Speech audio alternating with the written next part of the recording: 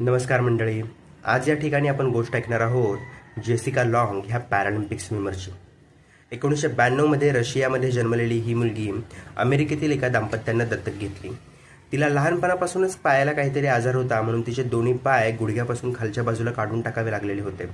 आणि साधारणपणे नंतर कळायला लागल्यानंतर तिला ज्यावेळी लक्षात आलं की आपण स्विमिंगमध्ये खूप चांगलं करिअर करू शकतो, त्यावेळी तिनं स्विमिंगचं प्रशिक्षण घ्यायला सुरुवात केली. वयाच्या 12व्या वर्षी 2004मध्ये अथेन्समधल्या ऑलिम्पिक्समध्ये जाऊन तिनं 3 मेडलसुद्धा मिळवले. आणि त्यानंतर तिचा जो प्रवास आजपर्यंत जो सुरू झाला त्याच्यामध्ये तिनं साधारणपणे 31 मेडल्स जिंकलेत. आज या ठिकाणी ही गोष्ट सांगायची गरज का वाटली, तर मी हे सध्या गेल्या काही दिवसात अनुभवतोय किंवा बघतोय की आपल्याला प्रत्येक दिवशी जगताना असं वाटत असतं की आपल्याकडे काहीतरी कमी आहे आणि त्यातून आपण वरती नाही येऊ शकत. पण जगामध्ये खरंच लोक असे आहेत की ज्यांच्याकडे कमी असूनसुद्धा ते त्यातून खूप चांगली काहीतरी कामगिरी करून दाखवतात. आणि ही खूप मनाला प्रेरणा देणारी गोष्ट आहे.